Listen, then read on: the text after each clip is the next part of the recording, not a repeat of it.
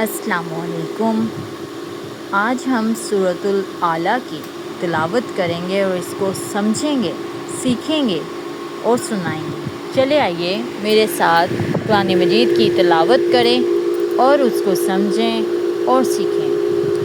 اعوذ باللہ من الشیطان الرجیم، بسم اللہ الرحمن الرحیم۔ شروع اللہ کے نام سے جو سب پر مہربان ہے، بہت مہربان۔ سبح اسم ربک الاعلیٰ، اپنے پروردگار کے نام کی تسبیح کرو جس کی شان سب سے اونچی ہے۔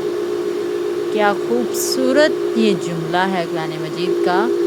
سبح اسم ربک الاعلیٰ، اپنے پروردگار کے نام کی تسبیح کرو جس کی شان سب سے اونچی ہے۔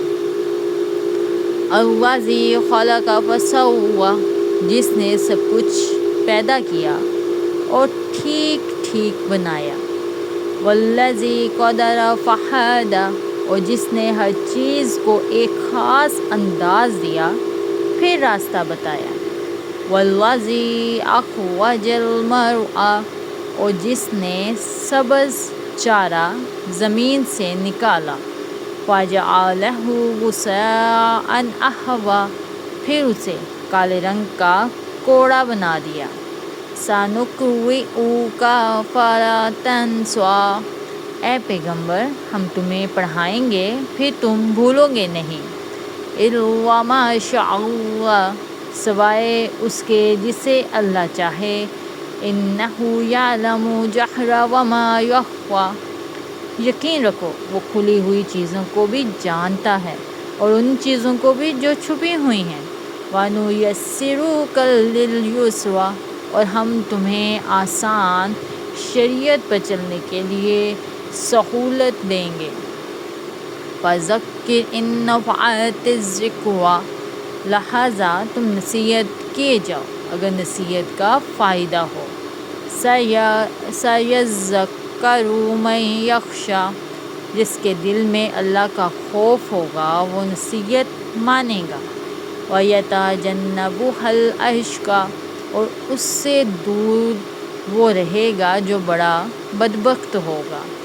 الَّذِي يَصْلَى النَّارَ الْكُبْرىٰ، اور جو سب سے بڑی آگ میں داخل ہوگا۔ ثُمَّ لَا يَمُوتُ فِيهَا وَلَا يَحْيَىٰ، پھر اس آگ میں نہ مرے گا نہ جیے گا۔ قد افلح من تزکیٰ، فلاح اس نے پائی جس نے پاکیزگی اختیار کی۔ وَذَكَرَ اسْمَ رَبِّهِ فَصَلَّىٰ، اور اپنے پروردگار کا نام لیا اور نماز پڑھی۔ بل تؤثرون الحیاۃ الدنیا، لیکن تم لوگ دنیاوی زندگی کو مقدم رکھتے ہو۔ والآخرۃ خیر وابقیٰ، حالانکہ آخرت کہیں زیادہ بہتر اور کہیں زیادہ پائیدار ہے۔ ان ھذا لفی الصحف الاولیٰ، یہ بات یقیناً پچھلے آسمانی صحیفوں میں بھی درج ہے۔ صحف ابراہیم و موسیٰ، ابراہیم اور موسیٰ کے صحیفوں میں۔ صدق اللہ العظیم، جزاک اللہ العظیم۔ یہ صورت پیارے اللہ تعالیٰ کی شان میں ہے، مطلب اللہ تعالیٰ کی شان بیان کر رہی ہے اور بہت پیارے انداز میں اس نے ہر چیز بیان کی ہے۔ جب میں اللہ تعالیٰ کے گھر گئی، اللہ تعالیٰ کے گھر کو دیکھا تو اللہ تعالیٰ کی شان کے بارے میں جو میرے دل میں باتیں آئیں، جو چیزیں ہم نے پڑھی ہوئی تھی، سمجھی ہوئی تھی، دیکھی ہوئی تھی، سنی ہوئی تھی، اس سے کہیں بڑی وہ اللہ تعالیٰ کی ذات ہے۔ ہمارا ارادہ تھا عمرے پر جانے کا، لیکن ہمارا اتنا جلدی ہمارا یہ سب کچھ بن جائے گا یہ ہمیں یقین نہیں تھا۔ میں نے دعا بہت کی تھی کہ اللہ تعالیٰ مجھے اس سال لازمی بلائے۔ مجھے نہیں پتہ تھا کہ اللہ تعالیٰ مجھے اتنا جلدی بلا لیں گے، میری دعا اتنی جلدی قبول فرما دیں گے کہ وہ جب میں نے دعا مانگنا شروع کی نا، دل سے مانگتی تھی، وہی 2-4 مہینوں کے اندر اندر سب کچھ ہو گیا۔ وہ سب کچھ جو بنتا تھا، جو ذریعہ جس طرح بنتا تھا، اللہ تعالیٰ نے میری دعا پر کن فرما دیا اور مجھے اپنے گھر پہ بلا لیا۔ اللہ کی شان اتنی بڑی ہے، اتنی بڑی ہے ماشاءاللہ۔ خانہ کعبہ میں ہر انسان وہاں پہ عبادت کرتا ہے، حالانکہ وہاں پہ جب طواف کرتے ہیں جینٹس اور لیڈیز اکٹھے ہوتے ہیں، لیکن کس مجال ہے کوئی کسی کی طرف آنکھ اٹھا کر بھی دیکھ لے، کچھ غلط سوچنے کا سوچ بھی لے؟ کبھی بھی نہیں، نہ ایسا سوچ سکتا ہے۔ اللہ کے گھر کھڑے ہو کر وہ صرف خانہ کعبہ کو دیکھتا ہے، وہ جہاں بھی کھڑا ہو صرف اس کی نظر کے سامنے خانہ کعبہ ہو، بس یہی چاہتا ہے وہ اس کی نظر کہیں اور جاتی ہی نہیں ہے، کیونکہ وہ اللہ کا گھر جس کا طواف ہم کر رہے ہیں، جو ہمارے سامنے ہے، اس کی بات ہم اس کے گھر میں نہ مانیں، یہ کیسے ہو سکتا ہے؟ ہمیں ہمارا ایمان اتنا مضبوط ہو جاتا ہے وہاں جا کے، ہمارے درمیان ہمارے اندر اللہ کا خوف بھی پیدا ہو جاتا ہے کہ اگر ہم کوئی غلطی ہم سے ادھر سرزد نہ ہو جائے کہ یہاں پر معافی کیسے ہوگی، ڈر لگنے لگ جاتا ہے، آخرت پر ایمان پختہ اور ہو جاتا ہے۔ وہاں پر جب پہلی دفعہ خانہ کعبہ کو ہاتھ لگتا ہے تو وہ کیفیت جو ہے وہ بہت خوبصورت ہے۔ میں نے سنا بھی ہے، شاید پڑھا بھی ہے، پہلے مجھے اب یاد نہیں ہے، لیکن کہ جو عمرے سے حج سے جو لوگ آتے ہیں ان کے 40 دن دعائیں قبول ہوتی ہیں۔ میری دعا یہی ہوتی ہے، جب سے میں عمرے سے ہو کر آئی ہوں، اللہ تعالیٰ کے گھر سے آئی ہوں، میں ویسے نہیں رہی جیسے میں پہلے گئی تھی۔ ایسے لگ رہا ہے میرا مقصد پورا ہو گیا ہے، میرا خواب پورا ہو گیا ہے، تو میں اب ہر چیز میں کوئی فائدہ نہیں ڈھونڈتی۔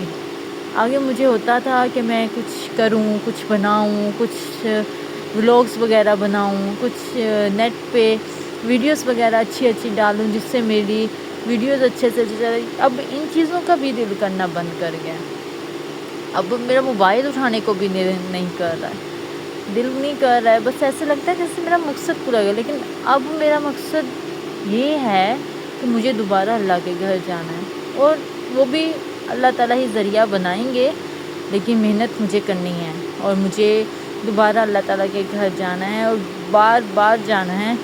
میں نے اللہ تعالیٰ سے یہ دعا کی ہے کہ اللہ تعالیٰ اتنا ضرور دے دیجیے کہ تیرے گھر میں آنا ہمارے لیے مشکل نہ ہو جائے، ہماری اولادیں، ہماری نسلیں تیرے گھر کو دیکھیں۔ کسی نے کہا کہ جب تم عمرے پہ گئی تمہارا وہاں دل رہنے کو نہیں کیا؟ میں نے کہا کیا، کیوں نہیں کرتا؟ اللہ تعالیٰ کے گھر کے پاس رہیں، نبی رسول کے گھر کے پاس، روضہ مبارک کے پاس ہو ہمارا گھر، لیکن جو مزہ، جو کیفیت ہمارے ملک میں ہے ہمارے، وہ شاید وہاں پہ وہ فیل نہیں ہو رہی تھی۔ اپنے ملک کو بھی چھوڑنے کا جو حوصلہ ہے نا وہ پیدا نہیں ہوتا ہے، وہ میں چھوڑ نہیں سکتی، وہ ملک کو نہیں چھوڑ سکتی۔ پاکستان سے محبت ہی بہت زیادہ ہے، پاکستان سے بے شک یہ جس طرح کی بھی حالت میں ہے، لیکن ملک تو ہمارا ہے، بہت قربانیوں سے حاصل ہوا ہے، یہ بھی اللہ تعالیٰ کی طرف سے دیا ہوا تحفہ ہے، 27ویں رات کا تحفہ ہے یہ۔ پاکستان کا مطلب بھی فارسی زبان کا لفظ ہے، لیکن اس کو اگر اردو میں لیا جائے فارسی زبان میں تو مدینہ بھی بنتا ہے، مدینہ ہے، ایک طرف سے مدینہ نام بنتا ہے، ایک طرف سے پاکستان بنتا ہے، بہت خوبصورت نام ہے، اور یہ خوبصورت نام کے ساتھ اس کی زمین بھی بہت پیاری ہے۔ یہ ایسے نہیں مل گیا ہے، یہ بہت سی قربانیوں سے ملا ہے۔ ہماری پیدائش سے پہلے تھا بے شک، لیکن پیدائش کے بعد جو جذبہ، جو محبت اس زمین کے ساتھ ہے، اس ملک کے ساتھ ہے، شاید ہی کسی اور چیز کے ساتھ ہو، لیکن اللہ سب سے پہلے جو میری زندگی میں جو میرا مقام ہے، میرے سامنے جگہ کا ہے، وہ اللہ کے گھر کا ہے، پھر روضہ رسول کا ہے، پھر میرے ملک کا ہے۔ میں اپنے ملک کو بھی نہیں چھوڑ سکتی۔ میں نے اپنے ملک کے لیے بہت دعا ہی کی ہے کہ اللہ تعالیٰ میرے ملک کو ترقی کی راہ پر گامزن کرے، ادھر سے ہر برائی مٹا دے۔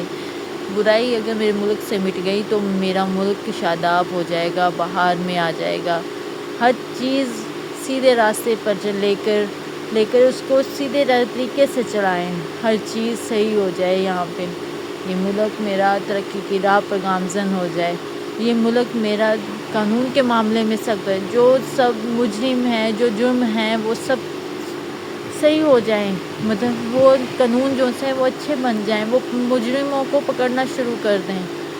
آج کل کے حالات بہت زیادہ ہمارے ملک کے خراب ہوئے ہیں. ہمارے ملک کو اللہ تعالیٰ ہی ٹھیک کر سکتا. ابھی تک بھی اللہ تعالیٰ ہی چلاتے ہیں، آگے بھی انشاءاللہ تعالیٰ وہی چلائیں گے. میرا ایک مقصد آپ تک اللہ تعالیٰ کا پیغام بھی پہنچانا ہے، اور ساتھ میں آپ لوگوں کو جگانا بھی، اپنے ملک کے لوگوں کو، اپنے پاکستان کے لوگوں کو، ہر ایک کو جگانا ہے انشاءاللہ تعالیٰ. اور میں جگاؤں گی. آپ میرے ساتھ جڑے رہیے گا، آپ بھی میرے ساتھ کام کیجئے گا. سب سے پہلے اپنا کام اپنے گھر سے شروع کیجئے گا. اپنے گھر کے ماحول کو، اپنے آپ کو چینج کرنا شروع کرو. اپنی پرسنالٹی بناؤ، اپنے آپ کو اچھا بناؤ. اپنے آپ کو اس معاشرے میں ایک اعلیٰ عزت قسم کا اعلیٰ مقام لے کر چلو، ایک عزت دار انسان کی طرح چلو. تم لوگ غریب نہیں ہو. تم لوگ کو غریب کہہ کر تم لوگوں کو غریب بنا دیا گیا ہے. تم لوگ غریب نہیں ہو. پاکستانی عوام غریب نہیں ہے. کس نے کہا یہ غریب ہے؟ جتنا ٹیلنٹ، جتنی اس کے اندر کانفیڈنس ہے، جتنا اس کے اندر ہنر ہے، وہ شاید ہی کسی اور ملک میں ہو. میرا ملک ہمیشہ زندہ باد. اللہ تعالیٰ میرے ملک کو ہمیشہ آباد رکھے. اور یہ جو میں اللہ تعالیٰ کے کلام کے ساتھ ترجمہ وغیرہ پڑھتی ہوں، انشاءاللہ تعالیٰ یہ میں آگے بھی پڑھتی رہوں گی، اور ساتھ ساتھ اپنے ملک کے لوگوں کی بھی آنکھیں کھولتی رہوں گی. اللہ تعالیٰ میرے مقصد میں مجھے کامیاب کرے. آمین یا رب العالمین.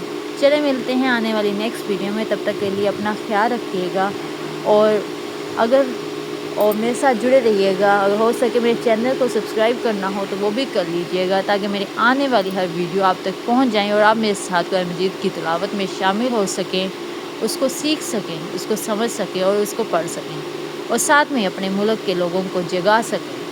اللہ حافظ. آپ سب بھی میری تنظیم کا حصہ بن سکتے ہیں، میرے ساتھ چل سکتے ہیں، میرے ساتھ مل کر اپنے ملک کے لوگوں کو اٹھا سکتے ہیں، ان کی آنکھیں کھول سکتے ہیں، ان کو سیدھے راستے پر چلا سکتے ہیں، ان کی نسل کو، اپنی نسل کو آگے سیدھے طریقے سے لے کے جا سکتے ہیں. چلے ملتے ہیں نیکسٹ ویڈیو میں. اپنا خیال رکھیں سب. اللہ حافظ.